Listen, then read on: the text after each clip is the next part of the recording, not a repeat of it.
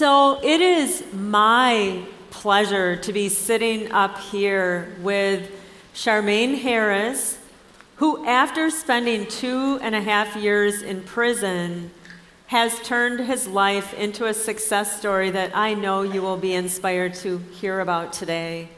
Along with his friend and mentor, Kenosha County District Attorney Michael Gravely, known as Mike, who are both here to share certainly stories and their journey together in a way that I sure hope leaves you feeling inspired.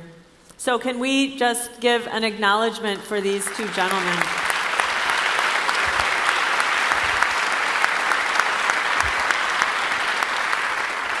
All right, so we'll spend about 20 minutes, and then we'll save some time for you at the end to ask some of your questions. And I am only sorry that, we're not getting to all of you. So, thank you for your patience with that. So, Sharmain, when we talked a couple of weeks ago, you shared a story with me about a time when you were a very young child and didn't have money for food. And you were going to some people to get $1 from them, and something happened that for you changed the trajectory of your life. Will you tell us about that? Yeah, so when I was younger, I grew up on the north side of Racine, Wisconsin, and at a very early age, I was exposed to many different things, drugs, violence. It was during the 90s, so there was some gang stuff going on. And I remember on my 12th birthday, it wasn't that I lacked food, it was just on your birthday, generally you just go around asking people for money and try to get money out of them because it's your birthday. And I did that, and I got money or dollars from everyone, but I ran into one guy who didn't give me $1, actually. He gave me 2 bags of crack cocaine, and he told me to go and make my own money. And that's how you make money. And so everybody might be looking like, oh my God, terrible person. Sure, but he was only doing what he knew or what he was taught. And so I always say that as I think back on it, what if when I went around asking for dollars, someone said, go clean my car, or go mow my lawn, or go do anything productive to earn that $1. And so I didn't go off into selling drugs right then and there, but a seed was planted, and it kind of took root after high school. How old were you when that happened? I was 12 years old. It was my 12th birthday. All right. Mm-hmm. And that is a good reminder for people that as children grow up into adults, the things that they do that don't feel right aren't necessarily of their own volition. Exactly. So you had seeds planted by adults. So the day that you received your sentencing, the judge said something that, in your words, really ticked you off. What were those words, and what impact did those words have on you? So my judge was Judge Wagner. Anybody know Judge Wagner in here? My favorite person. So I remember in 2009, getting into a world of trouble. I eventually was caught for selling crack cocaine, and I spent some time in jail and had a lot of self-reflecting time, but I remember during my sentencing, I remember it vividly. My family members flew in, my sister flew in, who's 20 years in the Army now. She came to speak on my behalf. My dad got up and spoke on my behalf, and then I spoke. And I'm telling her how, I learned my lesson, I'm remorseful, I'm gonna change, and do the right thing. And she goes into this lecture of, and paints this vivid picture to me, and she says, do you realize that because of you, there's possibly a family or a mother out there who can't feed her children or can't pay her rent, she's on the verge of getting evicted, all because she's given her money to you. And at the time, I'm looking like, no disrespect, Judge, but I ain't come here for a lecture. I'm just trying to get this all over with and put it behind me. But as I sat and did my time, as upset as I was at the whole process, I had to sit back and really think about it, because the picture she was painting was actually my situation. And the person she was talking about was actually my mother. And so here I was doing the same thing that I saw done to my mother, to another boy's mother or father. Right. So when you, and your dad's here, by the way. Yeah, He my must be dad's proud here. of you. Right over here, there's Monroe Dad. Mitchell. Yeah.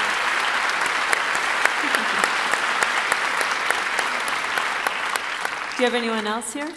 No, just my dad. Okay. Just my dad. That's Yeah. great, yeah. So, and don't worry, everybody, we're getting to Mike shortly, but we've got to hear a few more things from Yeah. Sharmain, yeah.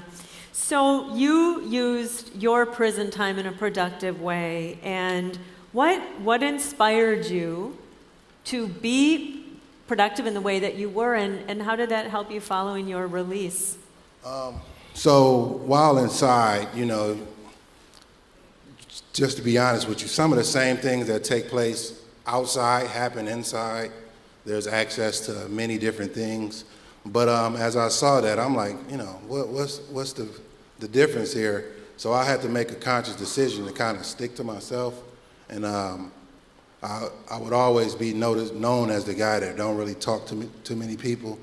But I was talking to God, and I was reading the Bible, constantly learning, constantly educating myself. And that's where I developed a strong habit for reading.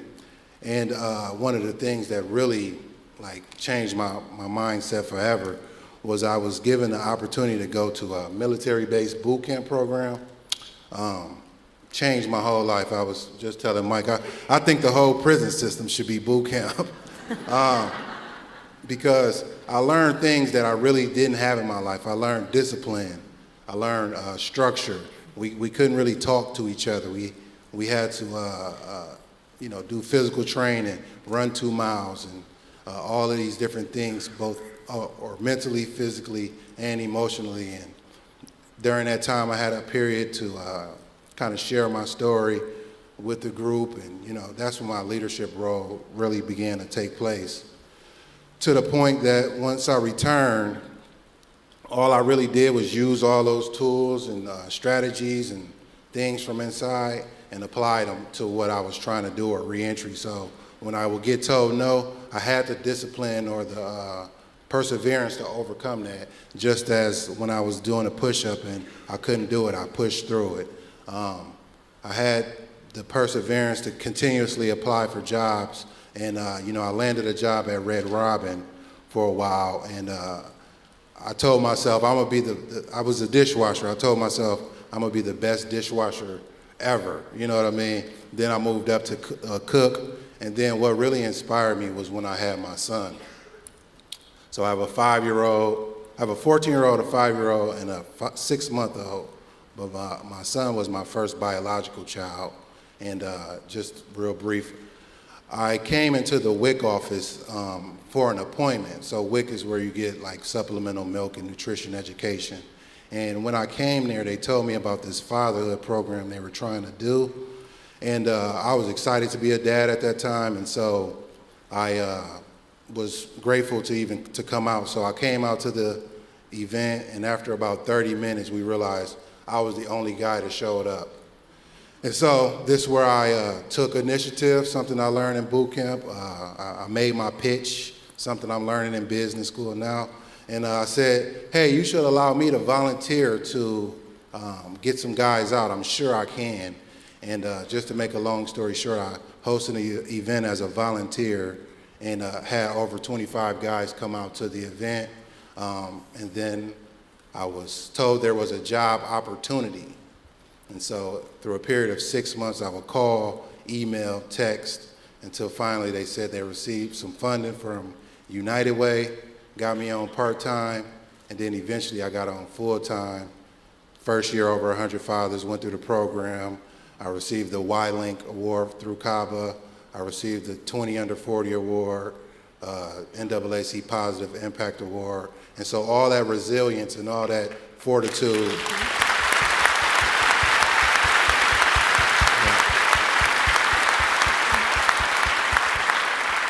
Yep, so all that resilience, all that fortitude that I gained from the inside, it just really worked for me as I went through the reentry process. And now I make an effort to try to show as many guys as I can what they can do to overcome any barriers to reentry.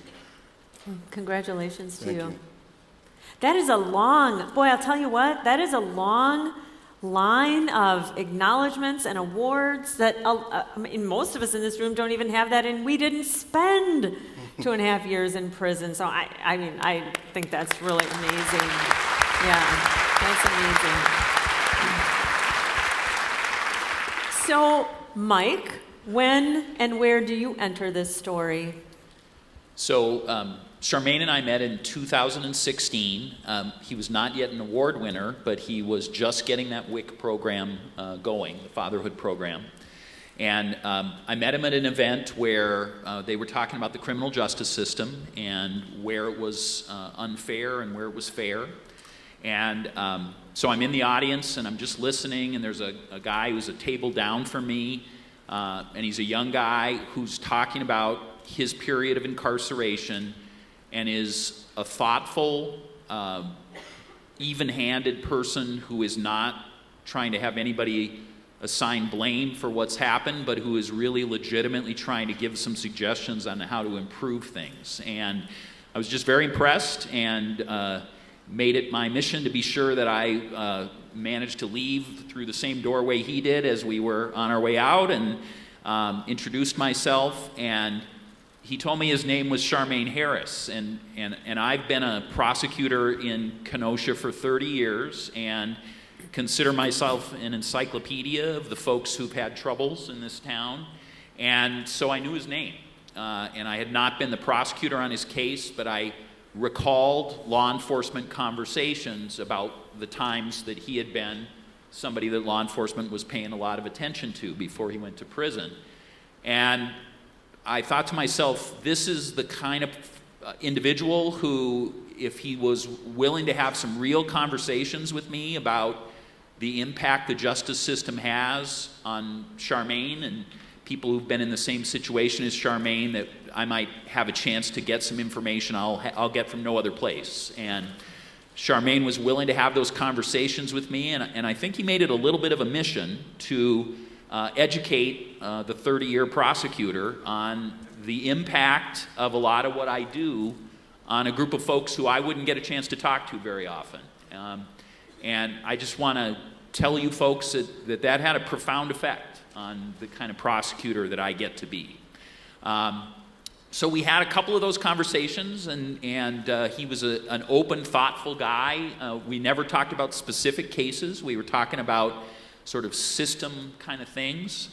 And we had a chance for him to talk about this Fatherhood program, which is a truly inspiring program that Sharmain has complete credibility in speaking about what it's like to be a father and what kind of father people can be, even in rough circumstances. And I just thought that was so important. And Sharmain was on probation at the time. And so I think our kind of sort of the way we share a mission these days is, and he never asked for this, I thought to myself, why is Sharmain Harris on probation? I said, this is a leader in our community doing great things. So I called his probation agent. And when I called his probation agent, of course, anytime the DA calls, people already have a set of thoughts in their mind about how things are going to go. And so the probation agent had this really long pause, and I thought, and the reason I was calling was to see if this was one of those days I should make a leap and should go into court and say Sharmain Harris's sentence should be changed and should be reduced. We should be a flexible system that recognizes when people are different now and they've changed. And I knew that was a risk if I was going to take that, and I wanted to be sure his agent thought the same. And when she paused, I was sure that I must be making a mistake. It was that pregnant pause. And so I said, hello? And she said, I just want you to know, if you're going to tell me Sharmain Harris has done something wrong, I'm going to quit right now. And I said, what? And she said, before you called me, here's how I thought about the world. She said, I think I do more bad things than Sharmain Harris does. So then I knew I was on the right track. And so I went to the sentencing judge, Judge Wagner, and I said to her, I want to change Sharmain Harris's sentence. I want him off probation, I think, and I want to publicize it. I want the community to know that the DA and Sharmain Harris and the judge who sentenced him are all saying that people in this town are capable of change and they should be rewarded when that happens.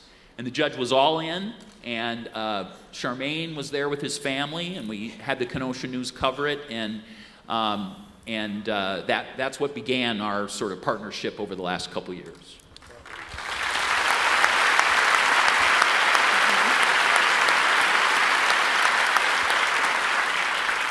Sharmain, what has Mike done for you?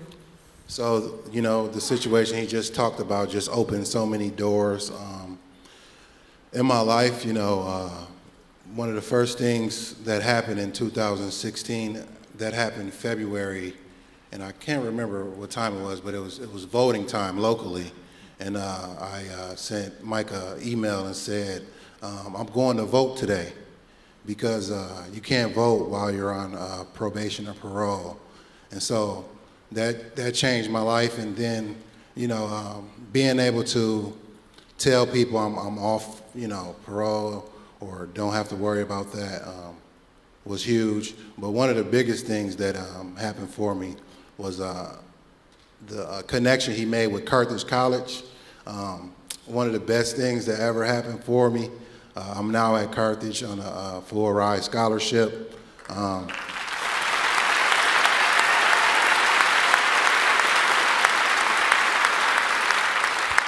If you got teenagers, kids, send them to Carthage. I like Carthage. Carthage alumni in here? There we go.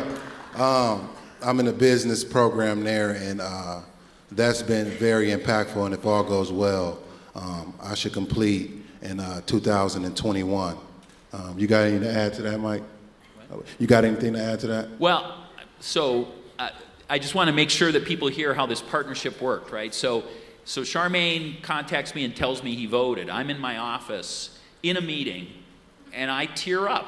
I'm embarrassed kind of to tell you guys that, but that's how much it mattered to me. And, I'm tearing up now thinking about it. And the people in my office are thinking, what the heck is going on here? And when Sharmain and I, when he came to me and started talking about how, he wanted to start school again, he talked about Gateway, right?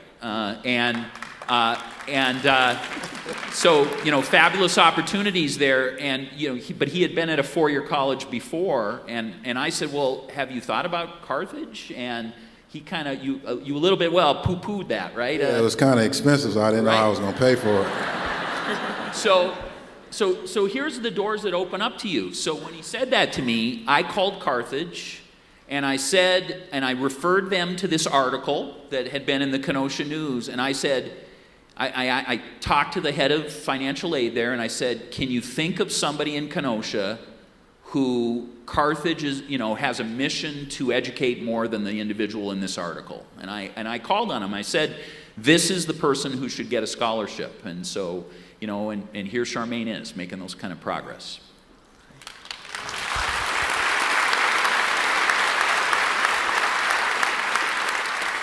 I think you're getting more applause than anybody the whole day. It's been a good day. Thank you. Yes. So what advice do each of you have for other people who are not where they want to be? What advice do you have for employers? Because you had difficulty getting a job. I like to kind of paint a picture real quick, an analogy. So we're all from Wisconsin in here, right? The winter is coming. So let's imagine we're riding down a road or highway of some sort, And on that road, there's no street lights. There's terrible conditions. The plow truck never comes and plow it. It hasn't been salted, and cars are going over into the ditch left and right. And I like to say that there's three type of other drivers on the road as this is happening. So you got the driver that's gonna tighten up, make sure they don't become that person in the ditch. Then you got the person that's resourceful. He might got a F-150 truck. He's looking for this type of stuff, and he's willing to put his resources into helping those people get out of that ditch. But then you have the person that's gonna say, what's wrong with those drivers? They must be crappy drivers. It's their fault that they went in that ditch. And so I like to compare that to the reentry process. And so, the advice I would give to people is, what type of driver are you? Are you the person that just, it don't got nothing to do with me, I'm gonna just keep driving? Are you the person that says it's their fault, they're in a situation that is? I mean, be honest here, we all know the conditions of certain communities. We all know that mass incarceration is a real thing. We all know that crimeless revocation is at the top of many different things. And with so many men coming home from prison, I want to say it's 600,000 a year coming home. How do we become that F-150 truck? How do we provide the resources to that road? How do we put pressure on the city or on people to put street lights on that road, to make sure the plow truck goes through there? How do we support those individuals in that effort? Because a lot of times it feels like with a felony, there's not so much support out there. I've been told no many times, and I'm just that type of person. My character, you probably got to tell me no. You got to tell me no until I really get it 100 times, or else I'm gonna keep asking. But not everybody else is set up that way. And so if we're community people, if we're employers, if we're academic, we just have to make a conscious effort to recognize what's going on and not remove ourselves from it, but rather attach ourselves to some of these things. And just like Mike here, he was willing to sit down with me and hear my story. Okay, he got a felony. What was the circumstances around that? And so as HRs or employers here, a lot of times people just screened out of the process because they checked the box. And we have the whole ban the box movement, but they can still find it. But be willing to sit down with that person, like my employer, Racine Kenosha Community Action, who, despite the felony, one, allowed me to volunteer, and then, despite my felony, was willing to trust me to kind of take this program to where it is now. And I always say, this ain't about me. There's more Sharmain Harrises out there. They just don't know where to go, or they've been told no so many times it pushed them back. But we need to intentionally seek the other Sharmain Harrises out there. Yeah.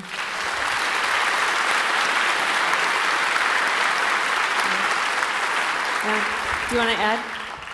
Well, I guess I want to say I was really hoping that Sharmain would have this moment, and that I would be able to be a part of it. I was hoping in 2016 that he and I together would say something powerful to people who have the capacity to change lives, right? Either they're the folks who give out scholarships or grants, or they have jobs that they can offer that they know sometimes change people's lives. And I hoped that there was power to this story that you've been told today, that those transformations can sometimes have ripples that are really profound. And, the reality of the story of myself and Sharmain is that I have gotten so much more out of it than I have, than Sharmain has.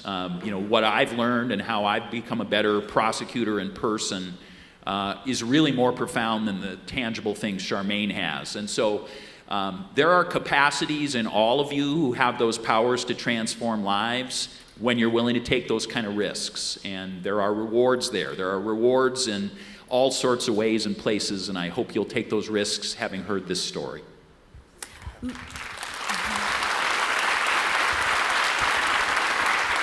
So, Mike, twice you've alluded to how you've changed as a prosecutor and as a human because of what you've learned from Sharmain. So, can you give us a couple of examples of how you are a different human?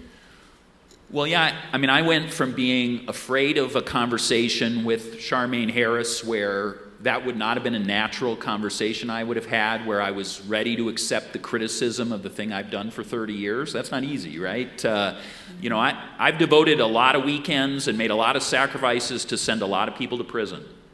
And so I did it, as a calling. And for someone to give me a lot of information that some of those decisions, had really devastating effects that, of course, I wasn't planning for.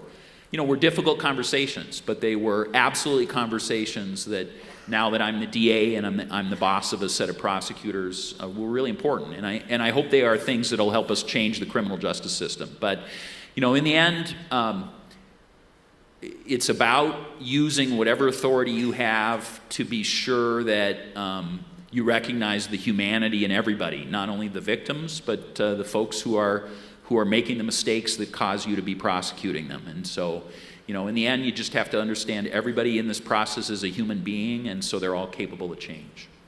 Right. So there are a lot of questions coming in from you all about how this community, how individuals can support children who are headed down the wrong path, other, children who've had an experience similar to yours. What can these people do? So, I love the fatherhood angle that I approach. What I find is, as I talk to many guys that went through difficult situations, their father was not there. And so, if we care about our community, really focusing on family, like how can we put more resources into the services that are providing resources for families out here? How can we educate, in the school system around, healthy decision making on who you're going to have a kid by? Because, I just see the cycle of, young couple have kids early, and it's just an uphill battle from there. I had to present to two 14-year-olds one time about the program, trying to encourage the guy to come into the program, and I'm nervous. I don't know what to say to him. So I think the earlier we can get information and resources to families, the better the community will become, and not so much look at a quick fix, but rather some seeds might not take root to 5-10 years down the line, but let's be hopeful in that. Do you want to add anything to that? Well, I just encourage you each to be activists in these issues on an individual level, okay? So find somebody to mentor. Be somebody who makes sure that your church or the schools that you're a part of really have as a mission to help individuals in this situation. Become a foster parent. Put your actual skin in the game, because I think it's going to take people's individual hearts to be able to make an impact. And, I always say information changes situations. So as I tell y'all a story about when I was 12, that was just the information at that time that I learned. But now that I'm being exposed to other things, it's like, that makes sense. Not to glorify the time I spent in the streets, but some of those concepts or things that I did negatively or illegally transfer over illegally. I always make the joke, I knew how to convince someone to buy from me. I learned in school, that's called persuasion techniques. It's the same thing. So if I can get a young guy to realize, like, look, you can be cutting grass, you can be having your own service, having your own business, then you'll be exposed, to new information, and you can change your situation. So we have so many questions coming in for these two gentlemen, and people want to be able to help. And where can they reach you?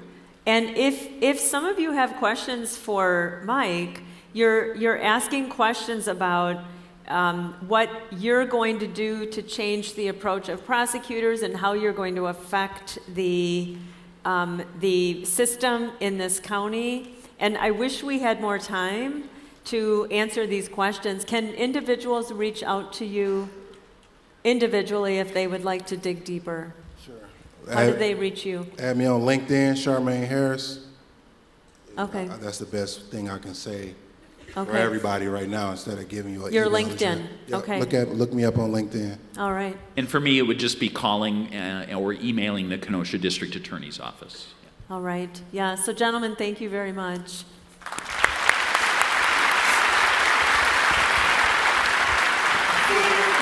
Pleasure.